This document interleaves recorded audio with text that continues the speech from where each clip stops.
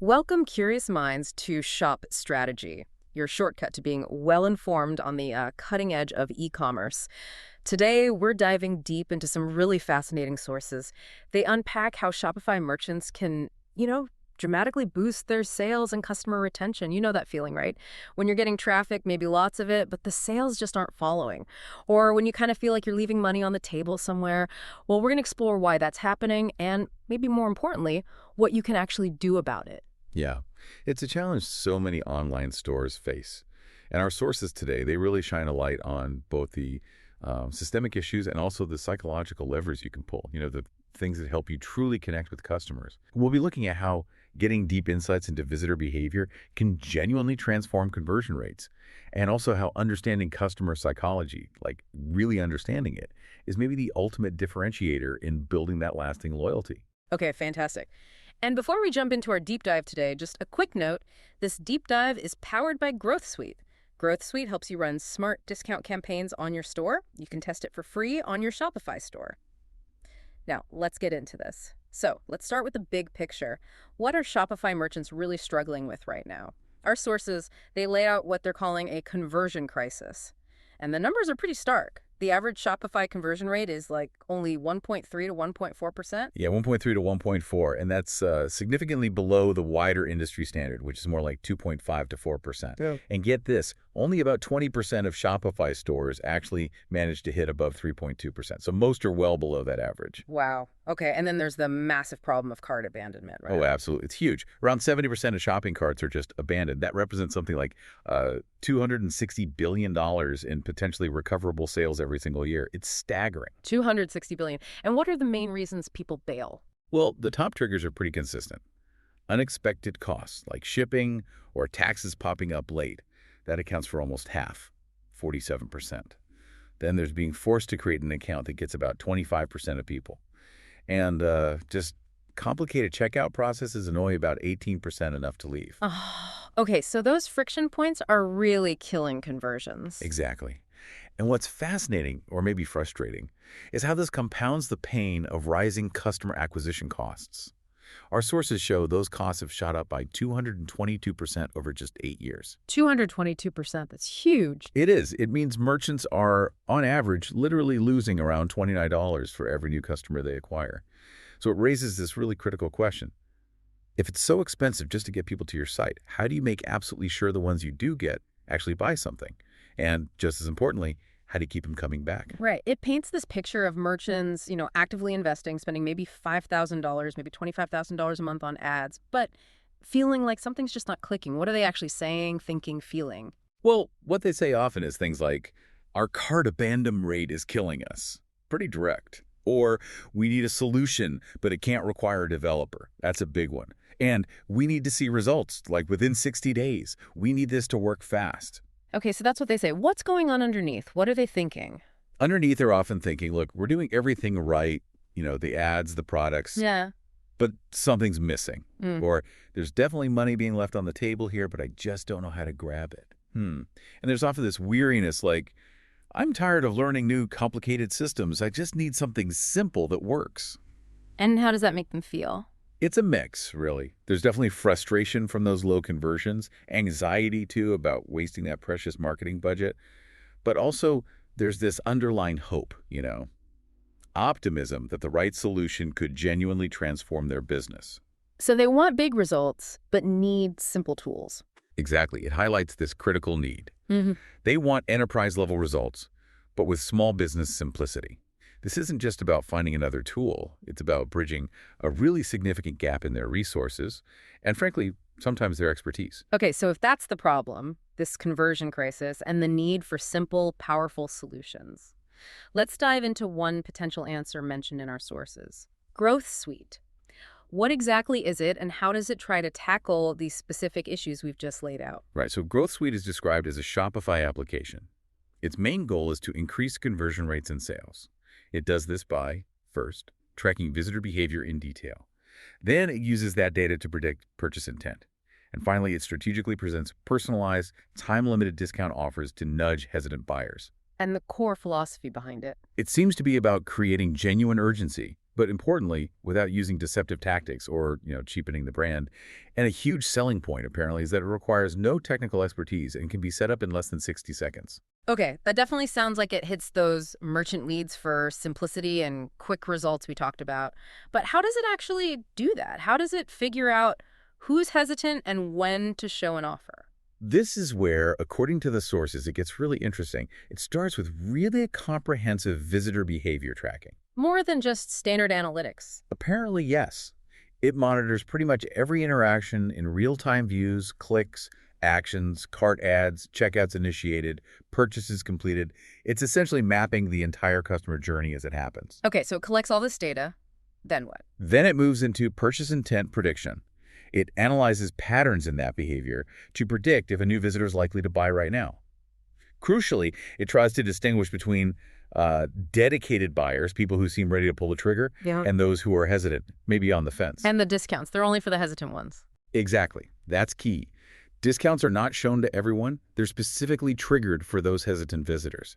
And only after they show some signs of engagement, like spending a good amount of time on a product page or adding something to the cart but then stalling. Ah, so it avoids just training everyone to wait for a discount that Yeah. protects the brand's value. Precisely. And it uses dynamic, unique discount codes to manage this. The system generates single-use codes automatically, applies them for the user, and then, this is clever, it deletes the code server-side when the time limit expires. Server-side deletion. That prevents people sharing codes or trying to reuse them later. Right. It keeps the offers controlled and secure. And to make that time limit feel real, it uses a high-fidelity countdown timer. High fidelity. What does that mean in practice? It means it's visually prominent, it updates literally every second, and it stays accurate even if you refresh the page or switch browser tabs, so you can't easily game it.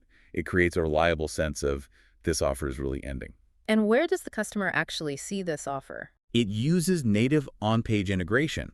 So it appears seamlessly right on the product and cart pages, showing the offer details and the new discounted price. It's right there in their workflow. Okay, but here's a critical question that always comes up with discounts. How does it protect profit margins? You can't just give discounts to everyone. That's a really important point the sources address. The idea is calibration. It calibrates the discount level based on the predicted buying intention. So someone showing lower intention might get a slightly higher discount, just enough to tip them over.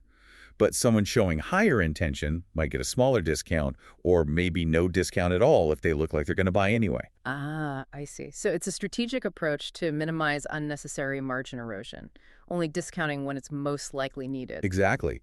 But it doesn't stop just at getting that first purchase. Growth Suite also seems to focus heavily on maximizing customer value immediately after they buy. How does it do that? Through post-purchase upsell funnels, it presents a special one-time offer right after a successful purchase payment goes through, but before the customer even lands on the standard thank you page. Interesting timing. Is it easy for the customer to accept that offer? That's the goal. It's designed for frictionless one-click acceptance. Customers can add that upsell product to the order they just completed with a single click. No need to re-enter payment details or anything. Okay, that sounds smooth. Can merchants customize those upsells? Yes, there's advanced funnel logic. Merchants can set up prioritized funnels based on what was in the original order, like specific products, the total value, or the number of items. And they can even let Growth Suite's algorithm handle it, using intelligent product selection to automatically suggest the best upsell product based on performance data. Right, makes sense. And for merchants who need to track all this, what about analytics? The sources mentioned detailed analytics are included, specifically 4 critical reports. There's a funnel report to spot where people are dropping off in the conversion process, a product report to see how individual products are performing in these offers, a purchase insight report, which gives details like time to purchase or sessions before buying, and finally, a cart insights report for daily cart activity, average order value, things like that. So not just data, but actionable insights, hopefully. That seems to be the aim. These reports are vital because they don't just show what's happening. They help merchants understand why and how they might fix drop-off points or maybe optimize products that aren't performing well in upsells. And going back to that simplicity point, how easy is it to get started? It's highlighted as being very easy. There's a 14-day free trial mentioned, a one-click install process from the Shopify App Store. And it even comes with pre-configured campaigns that are active basically immediately after installation. Okay. And can you get more advanced with targeting if you want to? Yes, it seems so. There's advanced behavioral targeting mentioned. You can apparently create very specific audience segments, things like targeting only cart abandoners or only returning visitors, or visitors using specific devices like mobile or desktop. So you can get quite granular. And you mentioned something about email capture. Right. Personalized email capture campaigns. This is positioned as a better alternative to just having a generic welcome pen pop up. It links the email capture directly to one of these time-limited offers with a unique code and that persistent countdown timer we talked about, trying to make the incentive much stronger. Okay, that covers the conversion side pretty well. Yeah. Now let's shift gears a bit. Getting the first sale is one thing, but building lasting relationships, that's another game entirely. Our sources make it really clear customer retention is way, way more valuable than just constantly acquiring new customers. Oh, absolutely. The economics are just undeniable. Acquiring a new customer, depending on the study and industry, costs anywhere from 5 to 25 times more than keeping an existing one. 5 to 25 times. Wow. Yeah. And maybe even more compelling is that repeat customers tend to spend significantly more. One figure mentioned is 67% more, on average. So retention is crucial, but it's not just about throwing discounts at existing customers, is it? No, definitely not. That's a core insight here. True loyalty isn't just bought with discounts. It's about tapping into some fundamental aspects of human psychology. The sources note that while over 70% of online shoppers actually want loyalty programs, many programs fail. And they often fail because they ignore the underlying psychological triggers that actually drive engagement and make people feel loyal. Right, so it connects it back to that bigger picture you mentioned earlier. Exactly. The best loyalty programs aren't just transactional systems. They're carefully crafted psychological frameworks. They align with how people actually make decisions, which, let's be honest, often involves emotion, not just pure logic. It's about creating an emotional connection, making customers feel recognized, giving them a sense of belonging or achievement, or simply feeling valued. Okay, so let's break that down. What are some of these key psychological principles that make loyalty programs actually work? Well, one of the big ones is reward psychology and positive reinforcement. This taps right into our brain's dopamine system. When we anticipate or receive a reward, we get that little hit of dopamine. It feels good, and it reinforces the behavior that led to the reward. And rewards aren't just about money off, right? Correct. There are different types. You have monetary rewards, discounts, cashback. Those are straightforward. But then there are experiential rewards, things like early access to new products, exclusive online, or even physical events. These often build stronger emotional bonds because they feel unique and special. And finally, status rewards. Think VIP tiers, public recognition, badges. These satisfy our innate need for acknowledgement and social standing. And the timing of these rewards matters too. Hugely. You need a balance. Immediate rewards, like an instant discount for joining, are great for getting new members engaged right away. But delayed rewards, like accumulating points towards a bigger prize, encourage sustained engagement over the long term. A good program uses both strategically. Okay, so reward psychology is key. What else? Another powerful principle is loss aversion, coupled with the endowment effect. Loss aversion is the idea that people feel the pain of losing something about twice as strongly as they feel the pleasure of gaining something equivalent. Right, we hate losing things more than we like getting them. How does that apply to loyalty? Think about how you frame things. Instead of saying, earn 500 points and get $25 off, try phrasing it like, you've already earned 300 points. Don't miss out on the $25 reward. You're just 200 points away. Mm-hmm. That second version triggers loss aversion.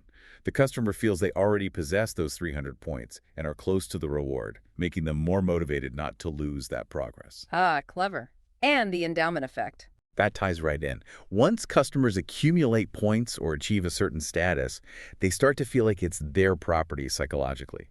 This sense of ownership makes them more motivated to use their points or maintain their status. So things like point expiration policies, timely reminders about points that might expire soon, or visually showing progress towards the next reward, these all leverage that effect. Makes sense. And the third big principle. Social proof and belonging. We're fundamentally social creatures. We look to others for cues on how to behave and what's valuable. How does that play out in loyalty programs? In a few ways. There's community identification, feeling like you're part of an exclusive club or group. There's status signaling the desire to be seen as a VIP or an elite member. And there's social validation, getting recognized by the community or the brand. So practical tactics include having visible tier systems, maybe bronze, silver, Gold or Insider, VIP, Elite.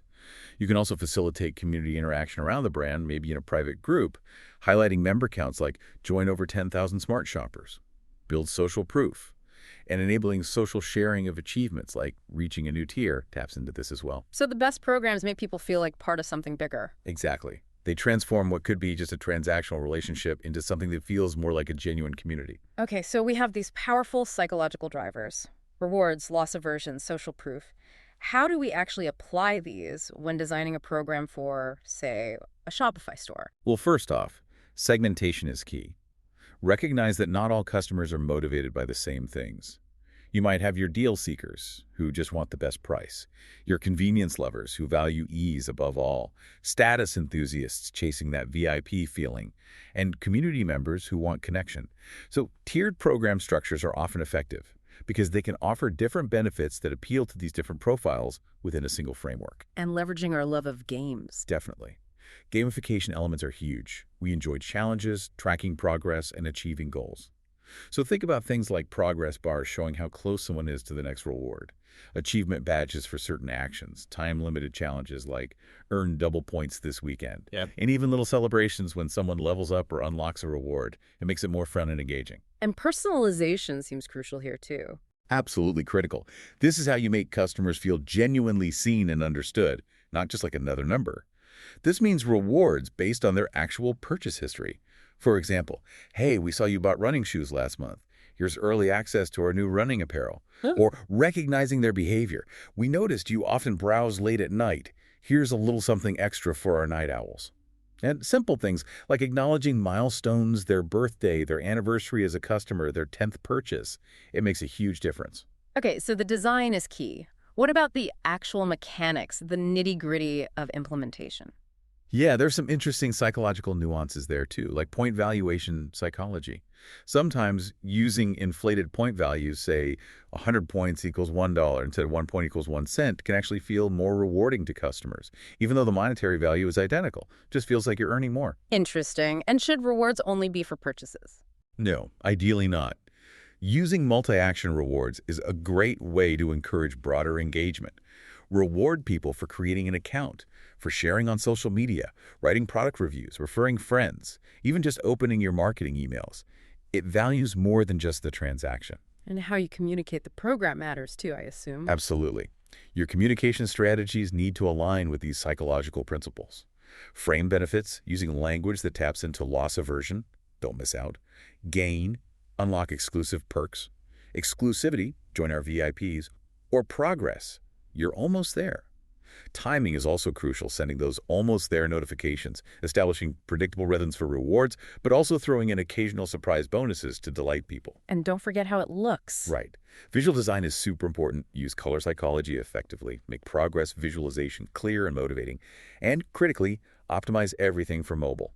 The sources mentioned 79% of Shopify traffic comes from mobile devices, so your loyalty program has to look great and be incredibly easy to use on a small screen. Okay, so we've journeyed from the immediate conversion crisis through tactical tools like Growth Suite that address it, and into the deeper psychology of building long-term loyalty. How does this all tie together? What's the big takeaway here for shop strategy? I think the strategic implication is really clear. Merchants, especially on platforms like Shopify, desperately need solutions that bridge that gap. The gap between their growth ambitions and their often limited technical resources or deep marketing expertise. Tools like Growth Suite, using AI for behavioral analysis and automating personalized offers, represent that kind of bridge.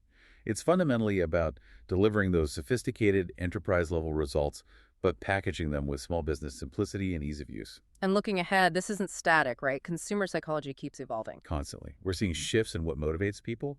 There's an increasing emphasis on genuine value, not just perceived value. Authenticity is huge. Experiences are often valued more highly than purely material rewards. And, of course, privacy concerns are becoming more and more prominent. And different generations respond differently, too. Definitely. What motivates Gen Z, often focused on values, social impact, and authenticity, can be quite different from millennials, who might prioritize seamless digital experiences and hyper-personalization. Then you have Gen X, often looking for efficiency and reliability, and baby boomers, who might appreciate recognition and more high-touch service. Loyalty strategies need to account for these nuances. And technology will keep changing the game too. Absolutely. AI is a huge factor. It's moving loyalty programs from being reactive, rewarding past behavior, to being proactive and even predictive. Imagine systems that can anticipate customer churn risk and proactively offer a tailored incentive to stay, or automatically recommend the perfect individualized reward based on predicted preferences. And we're even seeing the beginnings of immersive technologies like augmented reality being used for unique loyalty experiences. The possibilities are expanding fast. So the ultimate goal here isn't about manipulating customers. No, not at all. It's about alignment. It's about creating a loyalty experience that genuinely resonates with customer psychology, that feels fair, valuable, and authentic. When you apply these principles thoughtfully, you're not just building a system to give out points. You're actually creating a meaningful relationship framework, something that can genuinely define your customer experience and build lasting value for years to come. So listening to all this, what does it mean for you?